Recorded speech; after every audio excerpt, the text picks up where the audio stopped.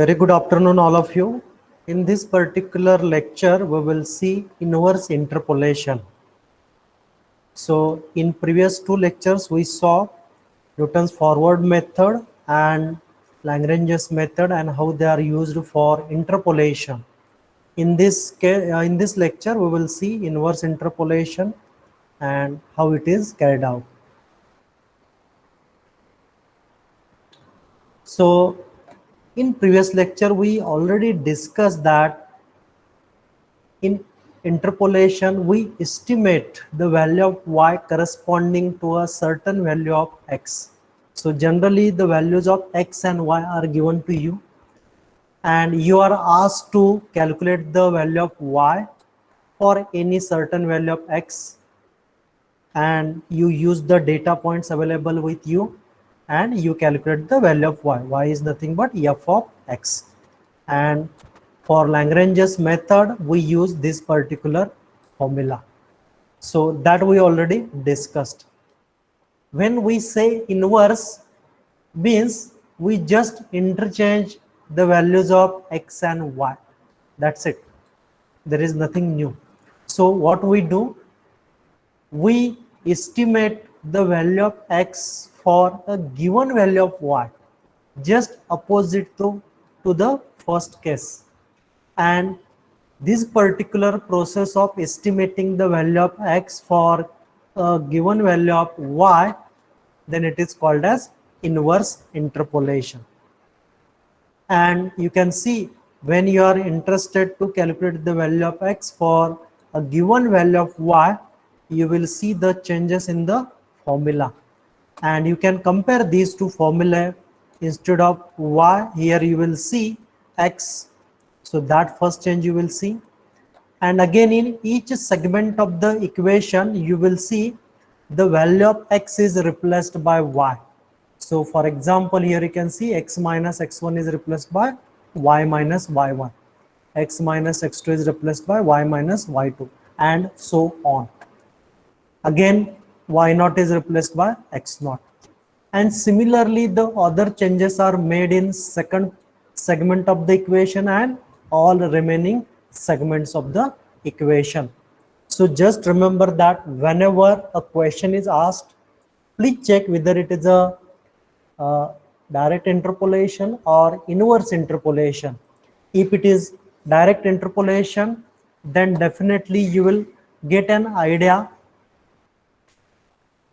that you need to find out the value of y for a given value of x, and in that case you need to use this formula. But if the question is related to inverse interpolation, means you have to estimate the value of x for a given value of y, and this is the modified version of the formula. So this also a important thing, and you need to think about it while solving the examples. So we will go to the example.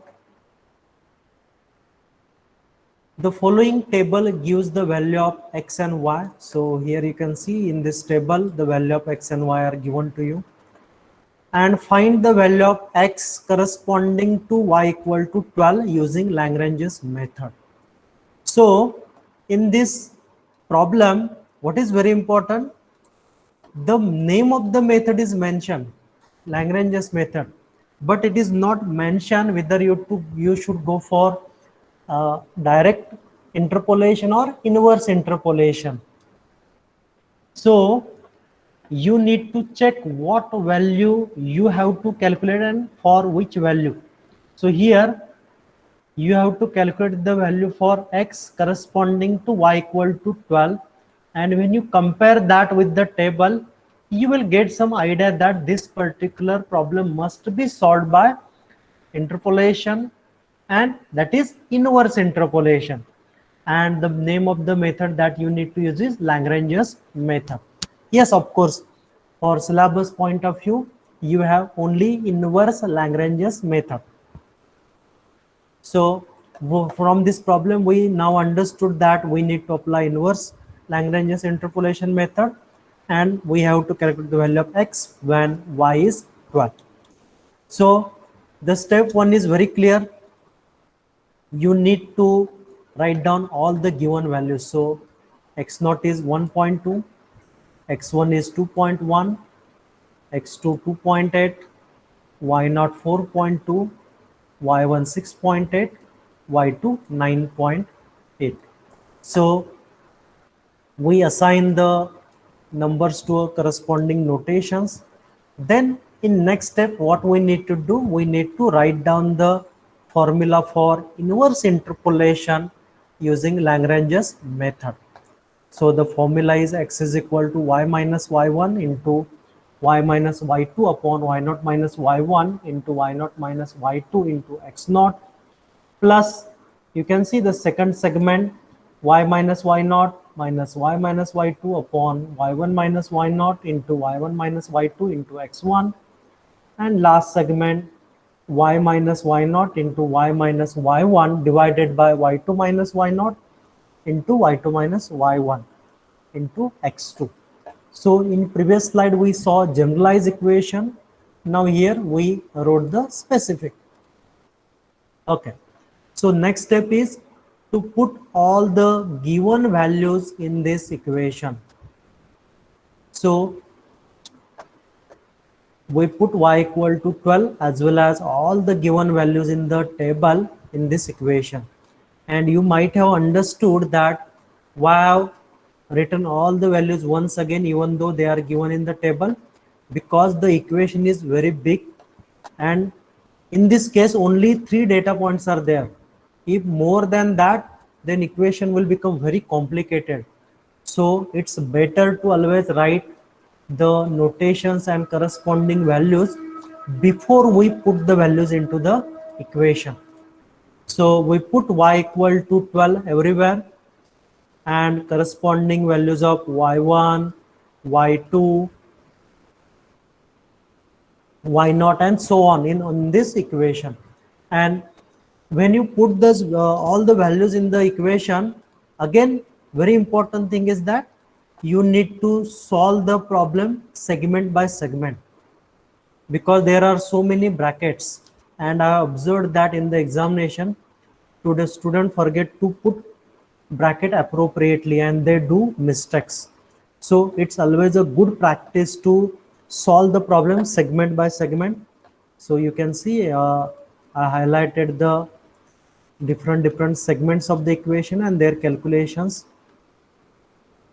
This will help you to increase the probability of getting right answer, I would say.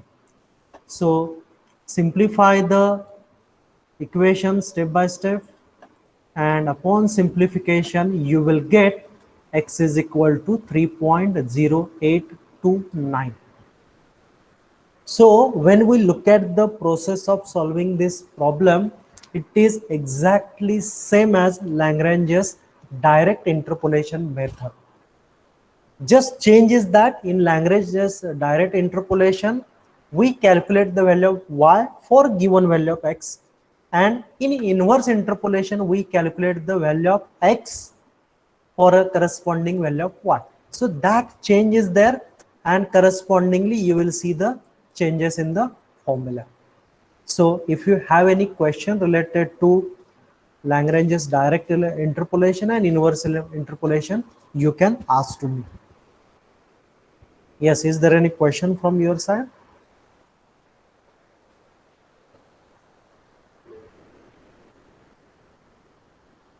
Okay, I can't see the chat box, so if you have any question, you can unmute yourself and ask the question.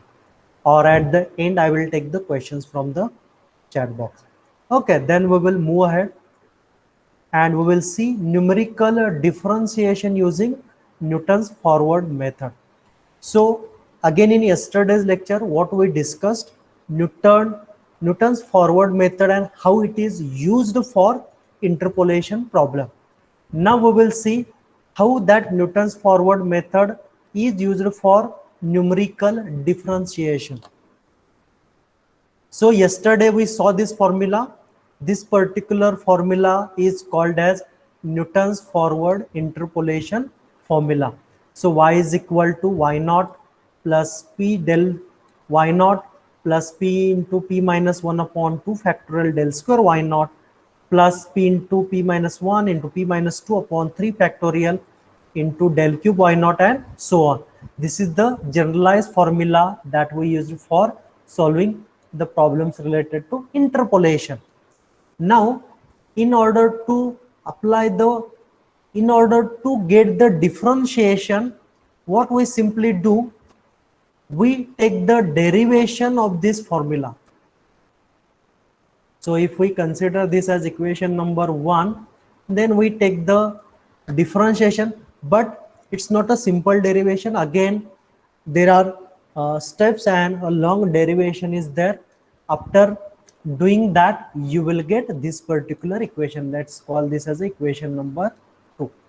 So if you directly take the differentiation, then you will not get equation number 2. Again, there are so many steps, so you can refer books and you will find how we derived equation number 2. And here you can see it is the first derivation, dy by dx at x naught, the value in which we are interested, is equal to 1 upon h into bracket del y naught minus 1 upon 2 del square y naught plus 1 by 3 del cube y naught minus 1 by 4 del raised to 4 y naught plus 1 by 5 del raised to 5 y naught minus 1 by 6 del raised to 6 y naught and so on. So after taking differentiation of equation number 1 and expanding that, you will get equation number 2. So this is the equation after taking the first differentiation. Again, we may be interested to take a second differentiation, that is d2y upon dx square. So which is equal to 1 upon h square del square y naught minus del cube y naught plus 11 by 12 del raised to 4 y naught minus 5 by 6 del raised to 5 y naught plus 137 upon 180 del raised to 6 y naught plus up to nth term, that is higher order terms can be there.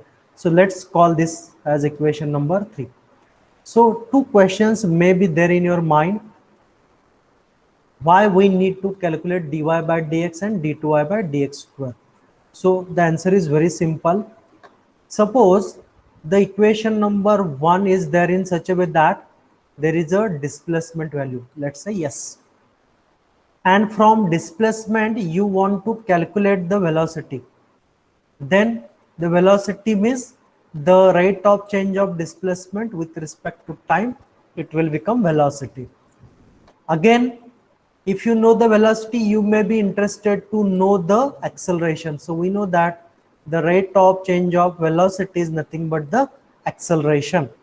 So that's why when you get the equation for y, there are certain cases where you need to calculate the second differentiation and first and second differentiation to get the values like velocity and acceleration. So this is the significance of deriving the another differential equations, first order and second order differential equation. Again, that is not a part of this syllabus, but one additional thing is that sometimes the equation for y will be a acceleration, and you may be interested to know its velocity. So what you will do, you will take its integration. So if you take first integration, it will become velocity, and when you take double integration, it will become a displacement. So that depends upon what type of problem you are solving and in which value you are interested. So in order to tackle such type of problem, we need to go for either differentiation or integration. So these are the practical applications of this particular method. Now we can again go for higher differentiation as well. For example, if this is displacement, if you take first integration or differentiation, you will get velocity. If you take double integration, it will become acceleration. And again, if you go for third integration, then it will become a jerk. So this is how we can go for d raised to 4 y upon d x raised to 4 and so on. Now we will take one example.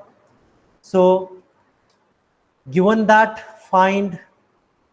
the table in which the value of x and y are given to you, and you are asked to calculate dy by dx and d2y by dx square. So here you need to find out these two values for x is equal to 100. So again the process is similar, just like the process that you adopted for Newton's forward interpolation method. So first of all, you need to prepare a table. In table, you can see in column number 1, you need to put the values of x: 100, 150, 200, 250, 300, 350. Then in next column, you need to put the values of y: 10.63, 13.03, 15.04, 16.81, 18.42, and 19.90. Once you do that, you can prepare third column. How? Take the difference between 13.03 and 10.63, you will get 2.4. Just the process that you adopted for interpolation. Again, 15.04 minus 13.03, 2.01. 16.81 minus 15.04, 1.77. 18.42 minus 16.81, 1.61. 19.9 minus 18.42, 1.48. So this is how you can prepare the values for del. Then del square, what you can do? Take the difference between 2.01 and 2.4. The answer is minus 0.39. 1.77 minus 2.01, answer is minus 0.24. 1.61 minus 1.77, answer is minus 0.16. And similarly, you can get the last value as well. Similarly, you can prepare del cube. Why not? That is, take the difference between these two values. You will get 0.15. Again, you can take the difference between these two values. You will get answer as 0.08. Again, you can take the difference between these two values. You will get 0.03. And similarly, you can prepare del raised to 4 and del raised to 5. Just take the difference between the two successive values and put the values in a tabular format. So this is the approach just as we discussed in the previous class as well, and you can go ahead. So once you prepare this table, you have to find out dy by dx and d2y by dx square. The formulas are with us, but which values are to be taken? So for that, you need to check the values of x. So here we are interested in the values of x. So correspondingly, you need to take the values for y, del square y naught, del cube y naught, del raised to 4 y naught, and del raised to 5 y naught. So you need to check the value of x, and corresponding values from the table you can select. So that you can see here. Again here, the interval h is 50. That is, if you take the difference between any two successive values of y, you can find out h as 50. So this is how you need to select the appropriate values for x and y. So I guess I did one mistake in this. So here I would say this is x and this is y. Is it correct, student? Or something different? This should be y, sorry, this should be y and this should be x. Yes, that change is there. So this is y and this is x. So this will become del x naught, del square x, del cube x, del raised to 4x, del raised to 5x. So that change is there. So that was the notation issue. So you can do it and prepare the table. Once you prepare the table, as I mentioned, you can select the corresponding values.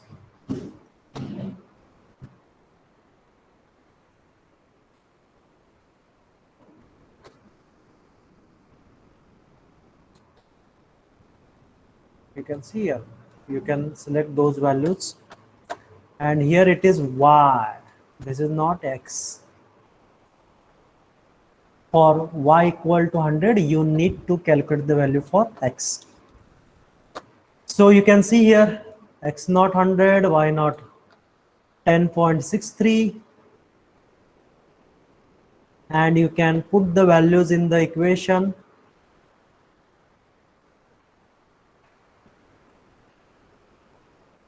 And upon simplification, you can calculate the value for dy by dx at x naught.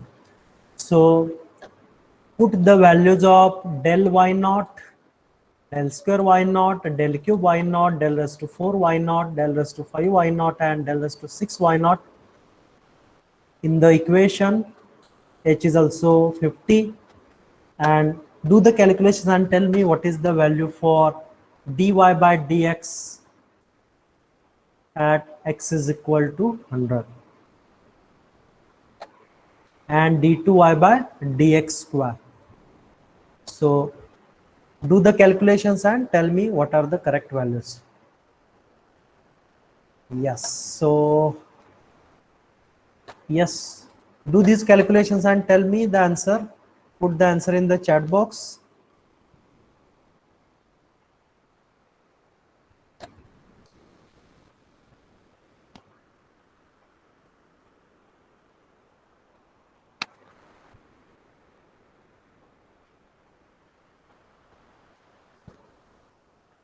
If there is a confusion in the notations, you can modify the same.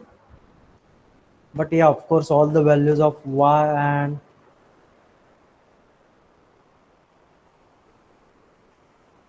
corresponding x values are there. So do the calculations quickly.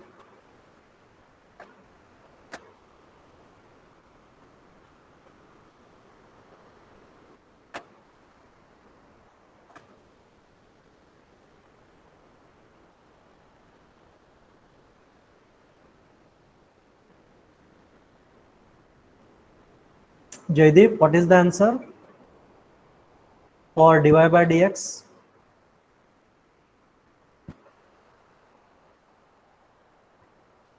Aniket Chavan,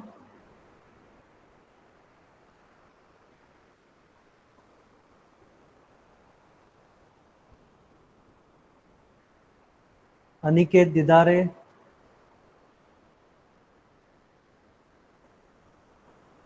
Chirag Gaikwad, Sharvil. Yes, sir. Solving, sir. Yeah, you are solving. Okay. Kakade, Suraj, Kapil. Yes, sir. Solving.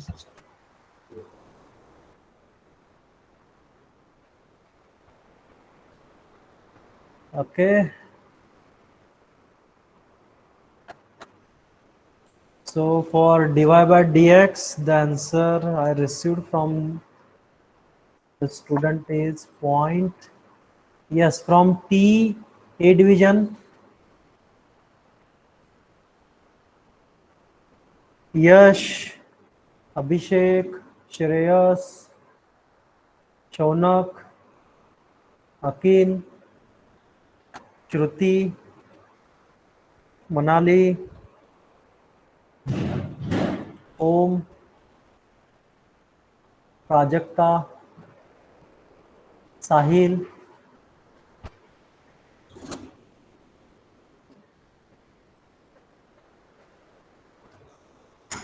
Ganesh,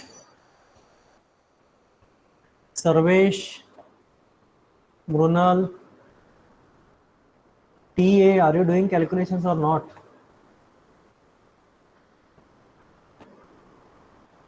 Purvesh, Mridul,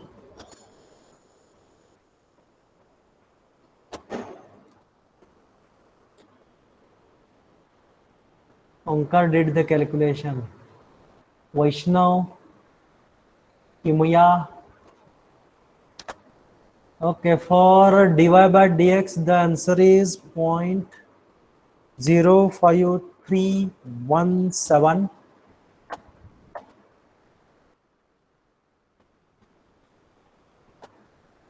Okay, good.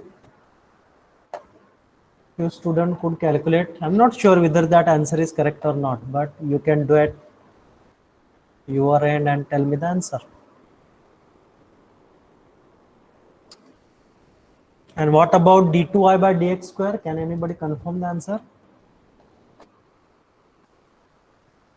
Okay, so one student entered the answer. It is minus 0.01225.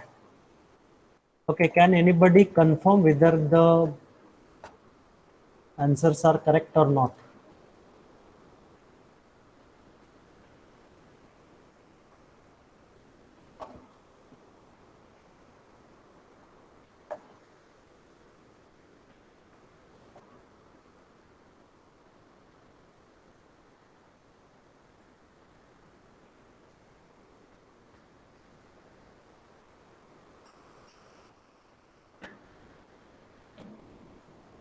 Parth, Ashish, Om. Okay, Yash got different answer. Minus 0.000235. Can anybody else confirm the answer? Okay, two students got 0.000235.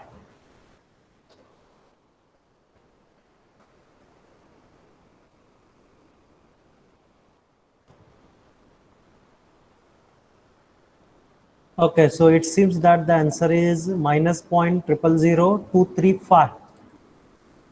Okay, so that's it from my side.